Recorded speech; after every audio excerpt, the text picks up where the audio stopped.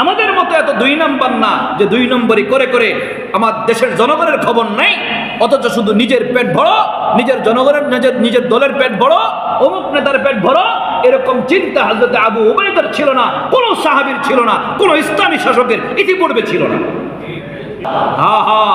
যখন দেশের শাসকরা এরকম জনগণের প্রতি খেয়াল রাখবে, হক আদায় করবে, জনগণের হক আদায় করবে, দেশের হক আদায় করবে, রব্বে কাবা ওই শাসকের উপরে তার পক্ষ থেকে রহমত নাজিল করবেন এবং আরশের ছায়ার নিচে কিয়ামতের ময়দানে তাকে জায়গা করে দিবেন।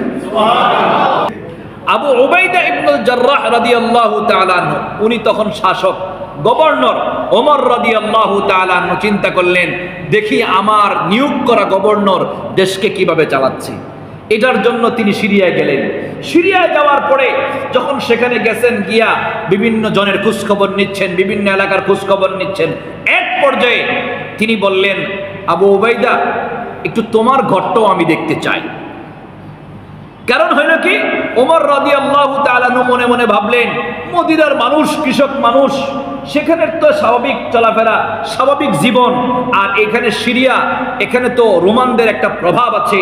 এ কারণে দেখা যায় এই অঞ্চলের মানুষগুলো একটু আরাম আয়েশে চলতে চায়, আর এখানে সবুজ শ্যামল এলাকা।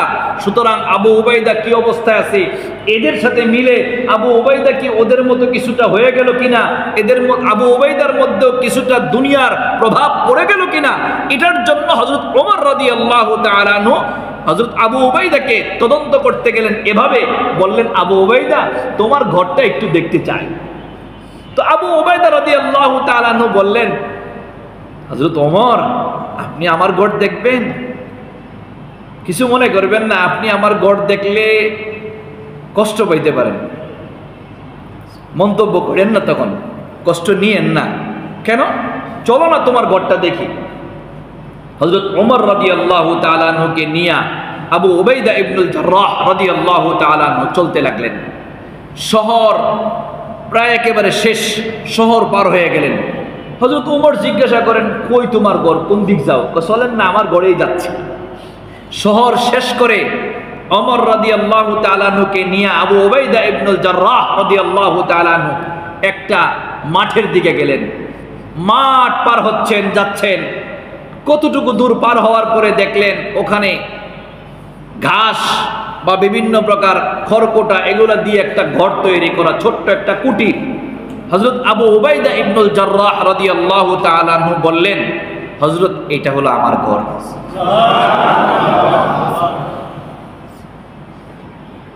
ওমর রাদিয়াল্লাহু তাআলা আনহু কতক্ষণ পর্যন্ত অবাক দৃষ্টিতে তাকিয়ে থাকলেন।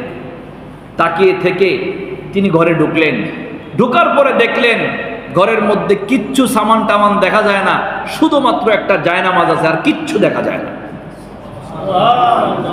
ওমর রাদিয়াল্লাহু তাআলা আনহু আবু উবাইদাকে জিজ্ঞাসা করলেন, আবু উবাইদা, তুমি এখানে কিভাবে থাকো? আর কিছু নাই তোমার? তোমার সামানপত্র কোথায়? আবু উবাইদা রাদিয়াল্লাহু তাআলা আনহু একটু ভিতরে ঢুকলেন। ঢুকে একটা তাকের মধ্যে একটা পেয়ালা ছিল, পেয়ালাটা নিয়ে আসলেন। পেয়ালার মধ্যে রুটি ভিজানো ছিল। তিনি বললেন, হযরত, এই যে আমার সামানা, এই হলো আমার পেয়ালা, এর মধ্যে রুটি ভিজানো আছে, এটাই হলো আমার সামানা। সুবহানাল্লাহ। ওমর রাদিয়াল্লাহু তাআলা আনহু বলেন, বলো কি তুমি চলো কিভাবে? হযরত আবু উবাইদা বলেন, হযরত, দুনিয়ার মধ্যে চলার জন্য আর কিসের প্রয়োজন আছে? দুনিয়ার মধ্যে চলার জন্য তো একটা জায়নামাজ যথেষ্ট, আর একটু ক্ষুধার তাড়না মিটানোর জন্য এতটুকুই যথেষ্ট। আর হযরত, আমারও তো সময় হয় না যে আমি রুটি বানাবো, আমি কাজে ব্যস্ত থাকি, পুরা রাষ্ট্রের জনগণের খেদমতের জন্য ব্যস্ত থাকি। আমার শুধুমাত্র দেখা যায় এই একটু বেশি খিদা লাগলে তখন একটু খাওয়ার সুযোগ হয়। এজন্য আমি একজন মহিলা ঠিক করে নিয়েছি, ওই মহিলা দেখা যায় রুটি বানায় দেয় 1 সপ্তাহের জন্য। 1 সপ্তাহ রুটি বানায় দেয়, 1 সপ্তাহ পর পর এসে রুটি দিয়ে যায়। আর ওই রুটি আমি প্রতিদিন যখন আমার লাগবে ওই সময়টার জন্য ভিজাই, আর ওই ভিজায়া আমি খেয়ে ফেলি। আলহামদুলিল্লাহ, আমি খুব ভালো আছি। কি শাসক, কি চিন্তা! আমাদের মতো না, সুযোগ পাইছি যত কি বলে টাকা পয়সা সব কানাডায় পাঠায় দিলেন। কথা কন না কেন? সুযোগ পাইছি দেশের টাকা সব সুইস ব্যাংকে বাড়ায় দেবেন। আমাদের মতো 2 নাম্বার না, সয়াবিন তেল খাড়ের নিচে ঢুকাবো। আমাদের মতো এত 2 নাম্বার না যে 2 নম্বরই করে করে আমার দেশের জনগণের খবর নাই, অথচ শুধু নিজের পেট বড়, নিজের জনগণের নিজের দলের পেট বড়, অমুক নেতার পেট বড়, এরকম চিন্তা হযরত আবু উবাইদার ছিল না, কোনো সাহাবীর ছিল না, কোনো ইসলামী শাসকের ইতিপূর্বে ছিল না, এখনো নাই। আপনি এখনো আফগানিস্তানে ইসলামী শাসক আছে, ইসলামী শাসন ব্যবস্থাপনা আছে, খবর নিয়ে দেখেন। আলহামদুলিল্লাহ সুম্মা আলহামদুলিল্লাহ, তাদের কোরআনী শাসনের কারণে দিন দিন তার দেশ উন্নত হচ্ছে, তাদের দেশের মুদ্রা মূল্যমান হচ্ছে, আমেরিকার মূল্যমানকে ছাড়িয়ে, মুদ্রার মূল্যমানকে ছাড়িয়ে উপরের দিকে উঠছে। এটা কার রহমত? যখন দেশের শাসকরা এরকম জনগণের প্রতি খেয়াল রাখবে, হক আদায় করবে, জনগণের হক আদায় করবে, দেশের হক আদায় করবে, রব্বে কাবা ওই শাসকের উপরে তার পক্ষ থেকে রহমত নাজিল করবেন এবং আরশের ছায়ার নিচে কিয়ামতের ময়দানে তাকে জায়গা করে দিবেন। আল্লাহ রাসূল বলেন, সাবআতুন ইউযিল্লুহুমুল্লাহু ফি যিল্লিহি ইয়াওমা লা যিল্লা ইল্লা যিল্লুহু, সাবআতুন ইউযিল্লুহুমুল্লাহু ফি যিল্লিহি ইয়াওমা লা যিল্লা ইল্লা যিল্লুহু, ইমামুন আদিলুন। 7 ব্যক্তিকে আল্লাহ তাআলা তার আরশের ছায়ার নিচে জায়গা করে দিবেন কিয়ামতের বিভীষিকাময় ময়দানে।